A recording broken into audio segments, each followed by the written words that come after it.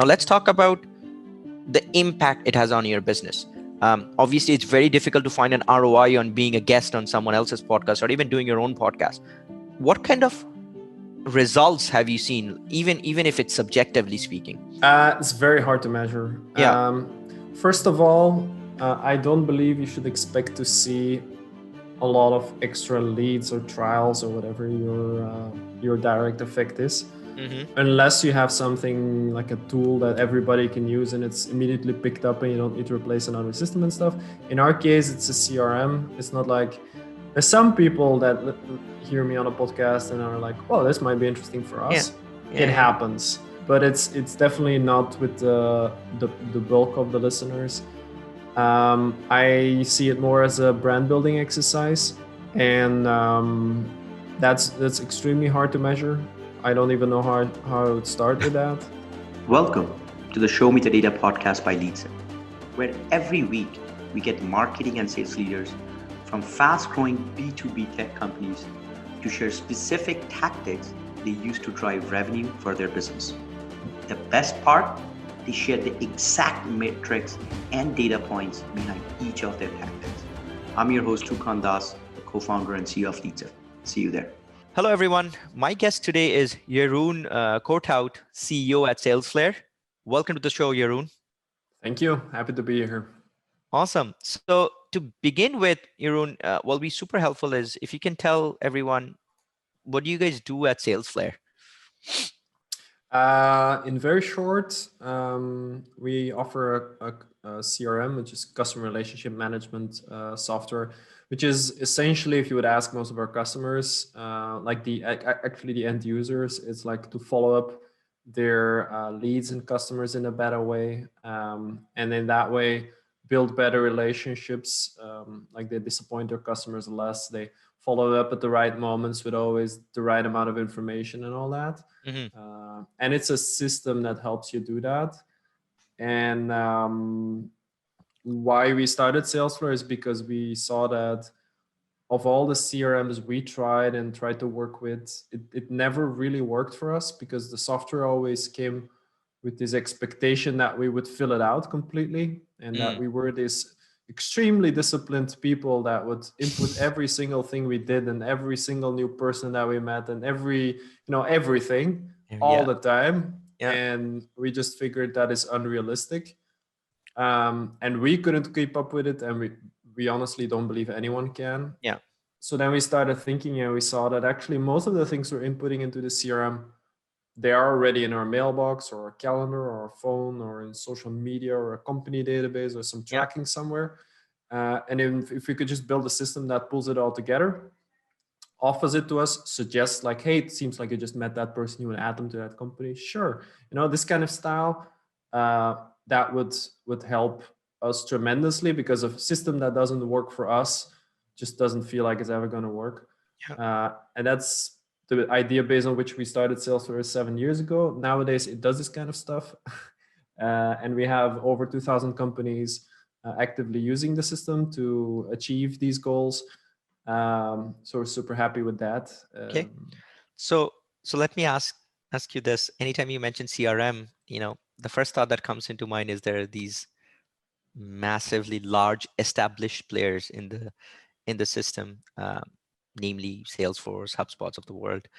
How do you manage to compete with them? Salesforce is relatively simple in the sense that they're not really well established with small companies. They try, but their software used to be for small companies a very, very long time ago. And then they moved completely up market and made something that is really not super useful for small companies. It's not aimed at the end user. It's expensive. The way you buy it is also not really modern when it comes to towards small companies. HubSpot is a bit more of an issue in the sense that HubSpot really aims at medium-sized to small companies, more medium-sized than small. And for us, it's a bit the other way around, like small to medium-sized. They have a free CRM, which seems free, but then of course, if you want to have the same functionality as you get in our system, you need to get the Sales Hub as well, which then immediately makes it extremely more expensive.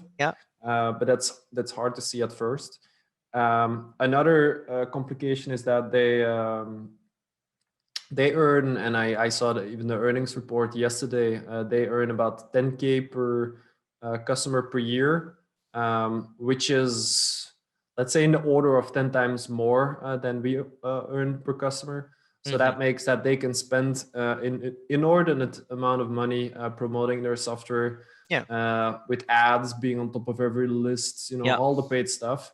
Yeah. And everything is really skewed towards who pays the most. Yeah. I think it's a general rule in the world, probably, but so that makes it hard. But what we try to do is to compete on stuff that are harder to compete on, things that you cannot just scale easily with money, where it takes a little bit more, and that is things like building better software, of course, building better relationships with clients. That especially is much easier for us as a smaller scale organization, where everybody knows the software really well.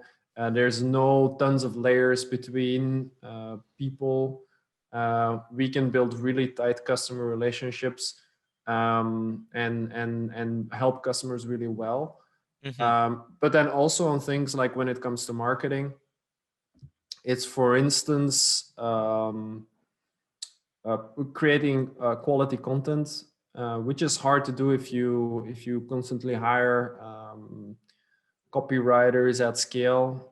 It's much easier when you sort of work on a smaller scale with more like experts, or when it comes to doing things like booking podcasts. It's actually relatively easy to scale, but it doesn't look like it. So that's why it's not extremely exploited yet, and there's still space for us to do something there.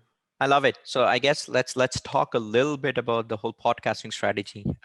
So one of the things that you mentioned to me earlier was that you have taken this being a guest on a podcast approach to reach out, to build a brand and just get the word out. Tell us a little bit more about, first of all, how many podcasts have you been since I we just started this?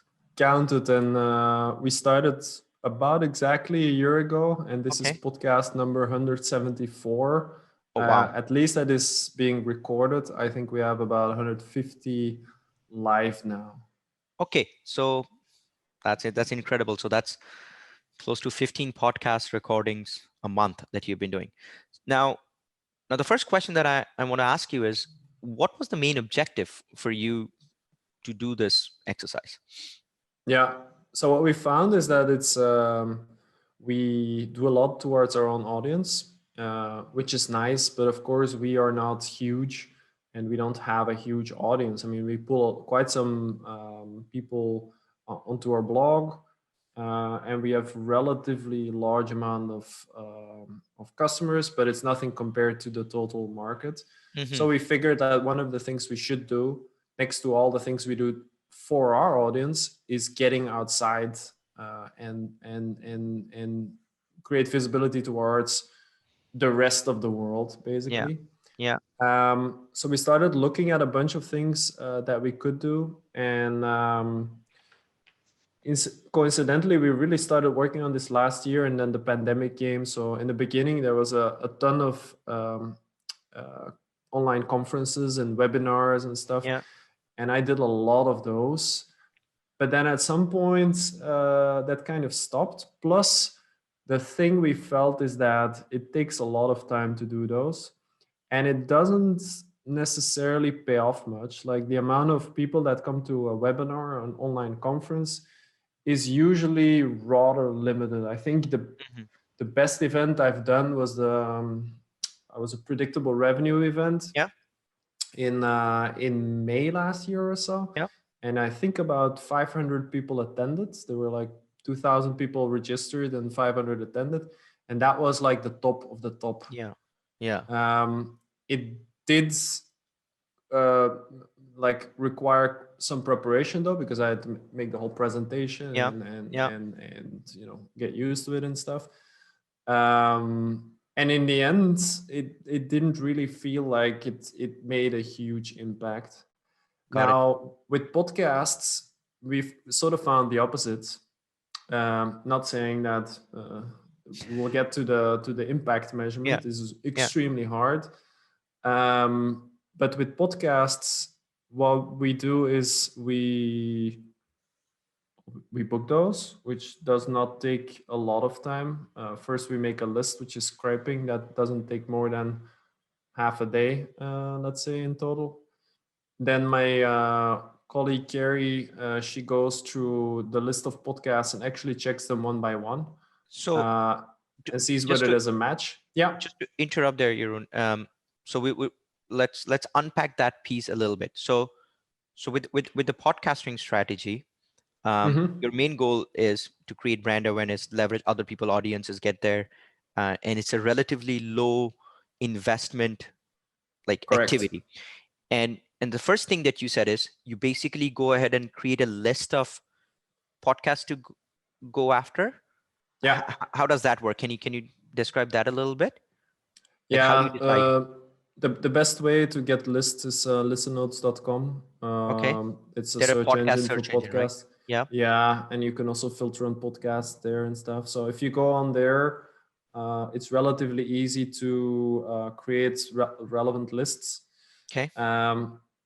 Now, coming back to what I then said, that they're not necessarily relevant. I mean,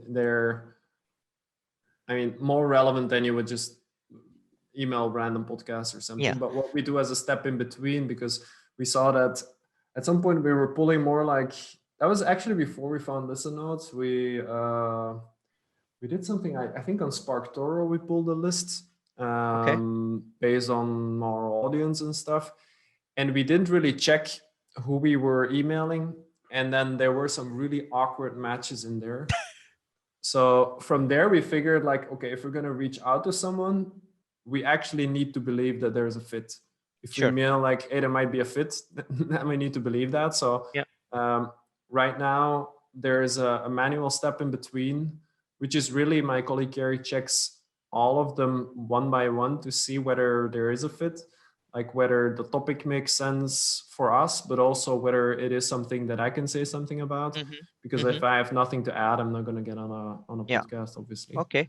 So you search on Listen Notes for podcasts related to sales, marketing, growth, those kind of things, and then find Entrepreneurship, startups, stuff like that. startups. Okay. And from there on, do you rank them based on their audience score or something like that?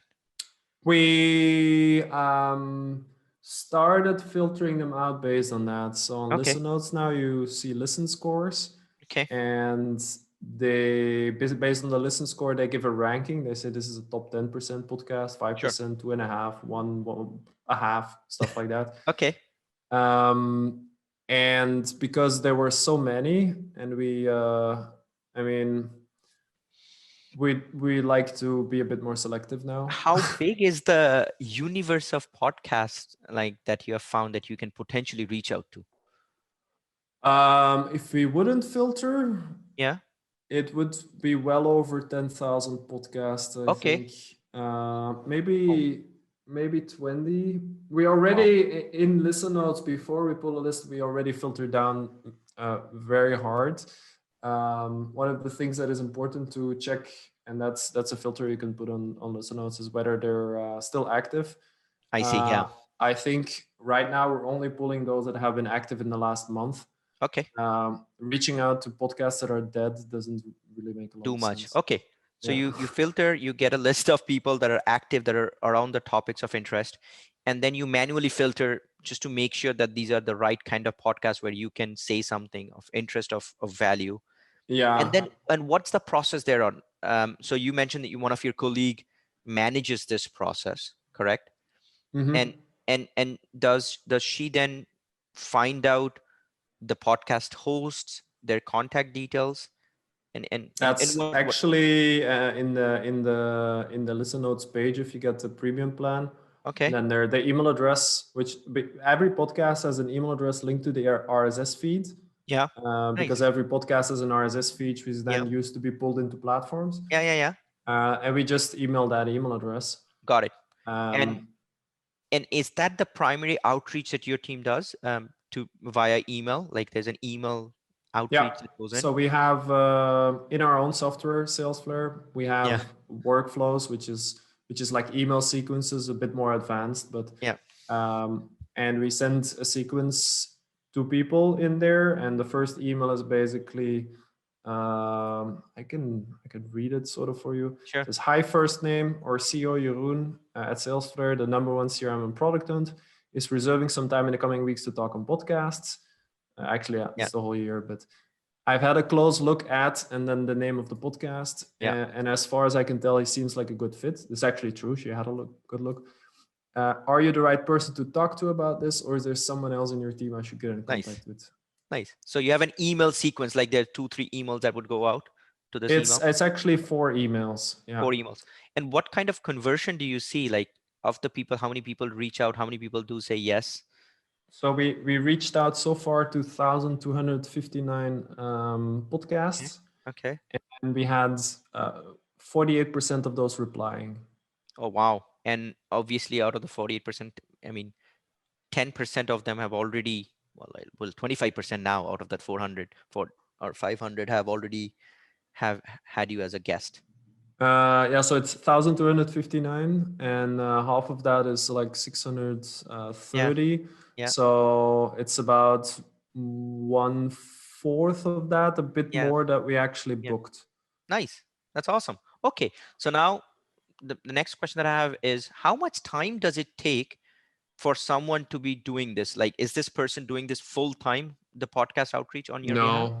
No. No, I mean the outreach itself is automated. Yeah. And that part is so where most of the time is in one is it's in the filtering. It's Yeah. actually making sure that it's good podcasts to be on. But Yeah. that makes sense, because if you don't do that, you're gonna first annoy a lot of people, and secondly also have a lot of extra work. Sure. Because the rest of the work is in getting emails, replying to them, applying to podcasts. Often podcasts also have forms that you have to fill out. Yeah.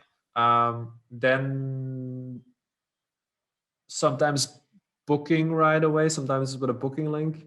Yeah. Then in between, I often still have to get on intro calls. Like we Yeah. did an intro call together. Yeah. That's about in half of the podcasts, I would say they Okay. want to have an intro call. Sure. And then the rest for me is basically getting on the call, Okay. talking.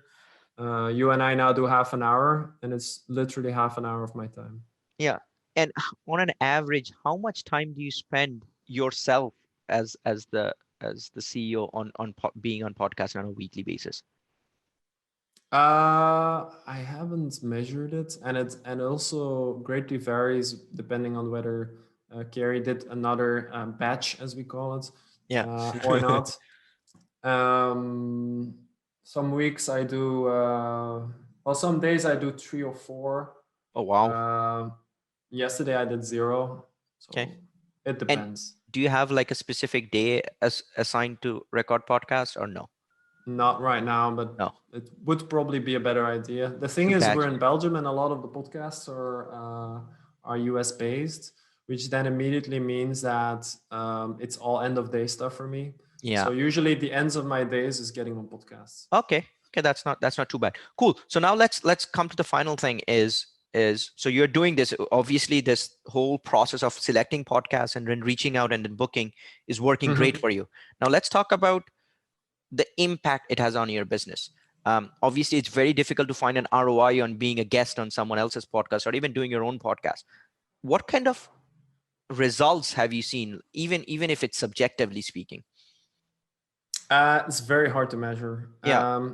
First of all, I don't believe you should expect to see a lot of extra leads or trials or whatever your direct effect is. Unless you have something like a tool that everybody can use and it's immediately picked up and you don't need to replace another system and stuff. In our case, it's a CRM. It's not like, there's some people that hear me on a podcast and are like, oh, this might be interesting for us. It happens. But it's definitely not with the bulk of the listeners. I see it more as a brand building exercise. Okay. And that's extremely hard to measure. I don't even know how I would start with that. Yeah.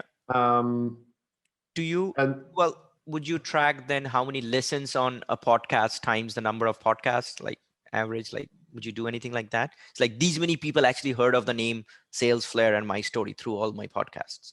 I can do that and have a number, but what does it mean to me? I don't know. Yeah. We already select in the amount of listeners on podcasts nowadays. At least the listen score, as far as I understand, is an amount of listens per month for the Yeah. podcast, not necessarily per episode. Yeah. So podcasts that do more episodes have a higher listen score if they For have sure. the same amount of listeners Yeah. per episode. Yeah. But I don't think adding a score there really is going to add value for us. We try to hit a number of visibility events, Sure. as we call it, per month, and we're hitting that quite. We are overshooting it every month, let's say. What do you mean by a visibility event? Yeah, like a podcast or a conference, webinar, those are all things outside our own audience, which is what we're trying to do. It's Yeah. just that the podcasts are way easier and more efficient Yeah. than the other types. Okay. But That's you're a asking for measurable stuff. Yeah. Yeah. Backlinks is probably the only thing that's measurable. Yeah. We get a lot of backlinks That is smart. Yeah. from podcasts, like Yeah. usually in the speaker notes. Yeah. There's a link to our website. That's absolutely there. Yeah. Often True. I mention also stuff that I've written in some article, and then they put that in the speaker notes as well. And that way we also get backlinks to specific articles, not just to our homepage. Yeah, the product hunt article that you mentioned is amazing. No, this is great. So you spend roughly what, like 3-4 hours at least every week being on podcasts. Do you think it's the best use of your 3-4 hours, or as a CEO, you think it could have been better spent somewhere else, based on what you've seen the last year? It's a bet. I think Yeah. it's probably worth it, but it's Yeah. hard to say. Yeah, to be decided, I guess. Yeah. Yeah. And this is going back to the first question then, Jeroen, is this is part of that strategy where you are competing with other giants that can throw money at it. You are trying to take guerrilla approaches that are relatively inexpensive and still reaching an audience that they are not in a more authentic way. Correct. Understood. This is great. Well, thank you so much for your time, Jeroen. This is great. I appreciate you sharing all the insights. I learned quite a few interesting things and hacks. I'm pretty sure our audience will too. All the best with Salesflare, man. Yeah, you're welcome. This was fun. Thank you. Thanks.